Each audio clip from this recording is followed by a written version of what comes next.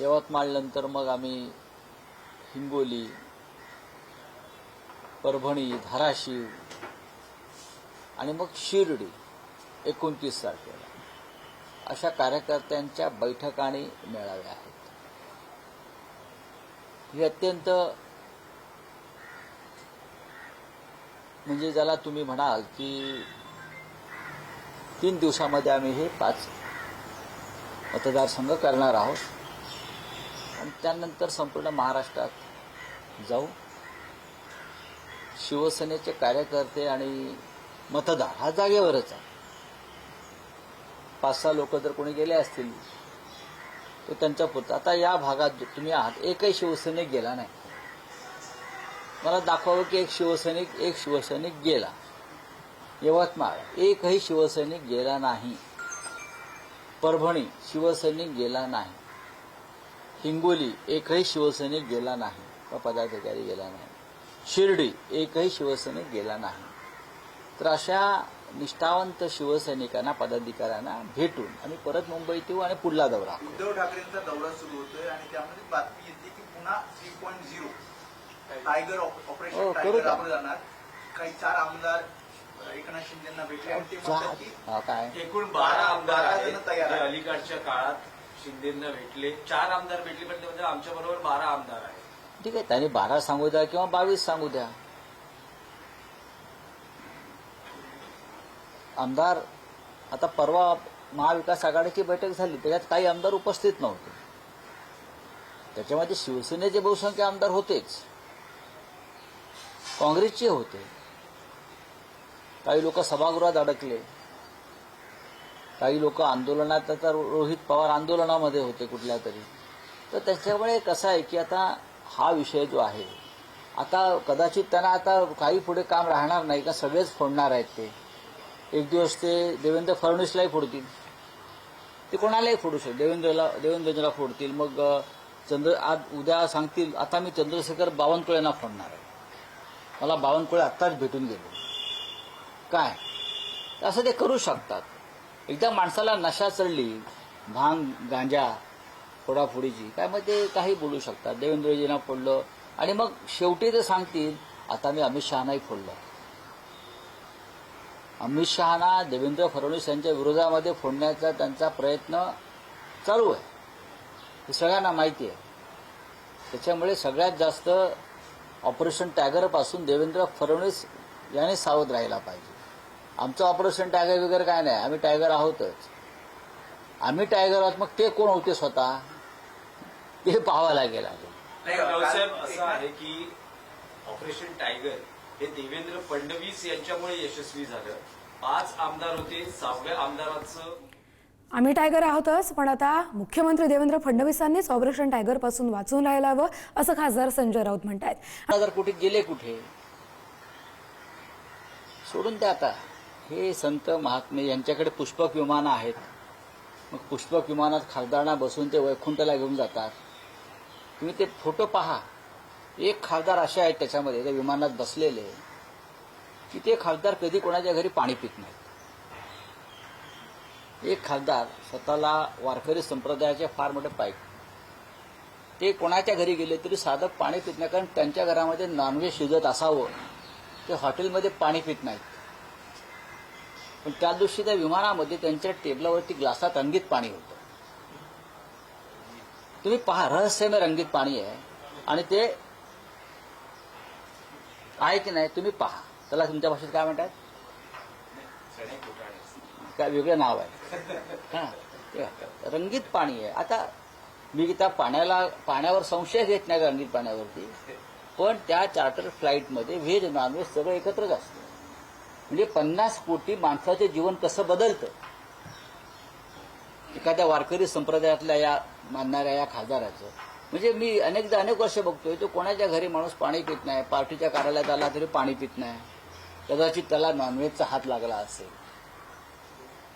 पण त्या विमानामध्ये तुम्ही पहा, असे मस्त तरंगत बसलेले आहेत. समोर ग्लास आहे, ग्लासामध्ये रंगीत पाणी आहे.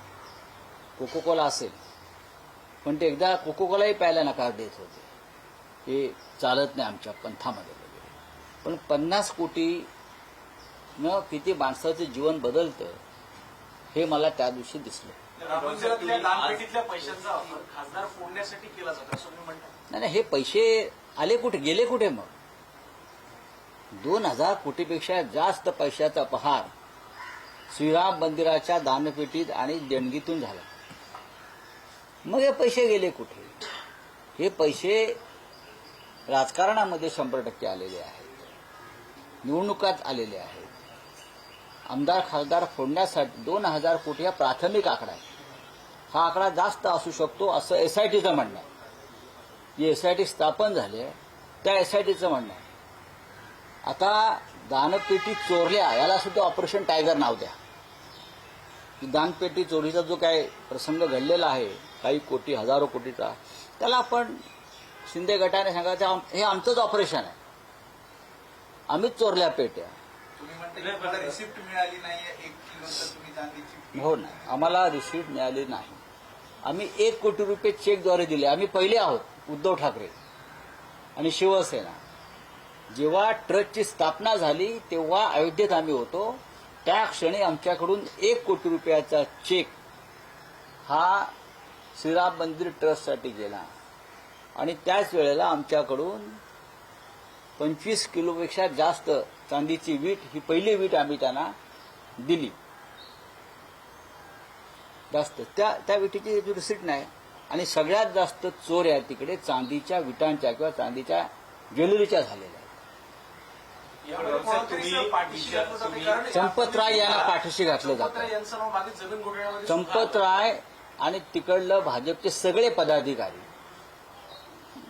यांनी अयोध्येतल्या जमिनी विकत घेतल्या स्वस्त्या आणि त्या ट्रस्टला दामदुपटीनं विकल्या. तुम्ही म्हणालात उद्धव ठाकरेंच्या दौऱ्याचा उल्लेख केला की आज ते सुटील खासदारांच्या मतदारसंघात जातात उद्यापासून.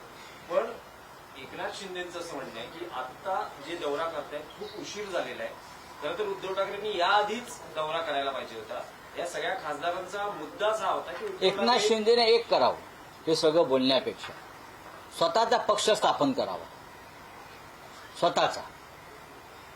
आणि या सगळ्या गोष्टी निवडणूक लढून झाल्यावर जो निकाल येईल त्यानंतर बोलाव्या. काय तुम्ही यांचं मनावर घेताय? शिंदे शिंदे शिंदे.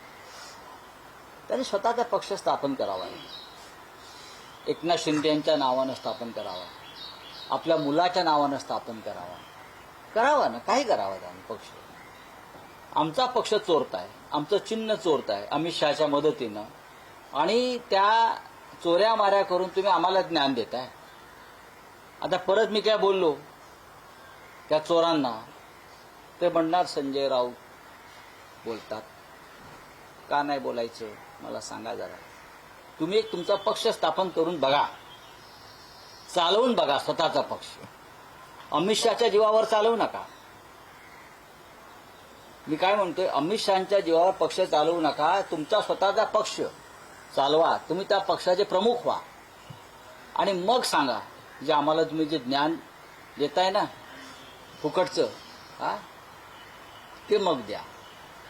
चोऱ्या माळ्या करून लोकांचे पक्ष घ्यायचे ताब्यात, दरोडे टाकायचे, लुटमार करायची, पैसे वाटून खासदारांना विकत घ्यायचे आम्ही आणलेले.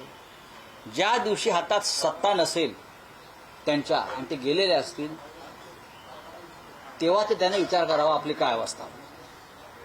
त्यांनी तो विचार करावा आणि त्यांची सत्ता जाणार आहे हे पण लक्षात ठेवा. सर, शेवटचा प्रश्न. खरं तर काल एकनाथ शिंदेच्या महिला आघाडीच्या वतीने शिवसेनेच्या मुंबई पोलिसांना निवेदन देण्यात आलं की तुम्ही जे विधानं करताय त्यावर कायदेशीर मी काय विधान केलं त्यांनी सांगायला पाहिजे ना. मी गद्दारांना गद्दार म्हणतो, पुढे काय. दुसरा पर्याय शब्द असेल तर मला द्या असं मी त्यांना सांगितलेलं आहे. मी मराठी भाषेचा अभ्यासक आहे. मी 40 वर्ष सामनाचा संपादक आहे. त्याच्या आधीसुद्धा मी अनेक मोठ्या वृत्तपत्रात काम केलं. मराठी भाषेतले सगळे शब्दकोश, शब्द रत्नाकर माझ्याकडे आहेत. त्याची मी पारायणं केलेली आहे. गद्दार आणि बेईमान याला पर्यायी शब्द मला एकच आढळला, तो म्हणजे एकनाथ शिंदे मराठी भाषेत. दुसरं कुठला असेल तर मला त्याने सांगावं. सर, जो खासदार छोड़ के गए हैं, उद्धव ठाकरे उन क्षेत्र में दौरा करने वाले हैं, ऑपरेशन टाइगर हुआ, अब ये कह रहे हैं कि जो एमएलए हैं उनसे भी टच में है, देखो, लेकिन ये जब ऑपरेशन आप होने के टाइगर बाद को- आप ये टाइगर को ऑपरेशन बदनाम मत control है करो। उद्धव ठाकरे की तरफ से। ये टाइगर को बदनाम मत करो। एक तो मान लिया ना, हम सब लोग आज भी टाइगर है। अगर हम टाइगर है तो जो आपके साथ चले गए वो कौन है? हाँ, लोमड़ी है। आप लोग लोमड़ी है, हम टाइगर है। टाइगर का कभी ऑपरेशन नहीं होता है।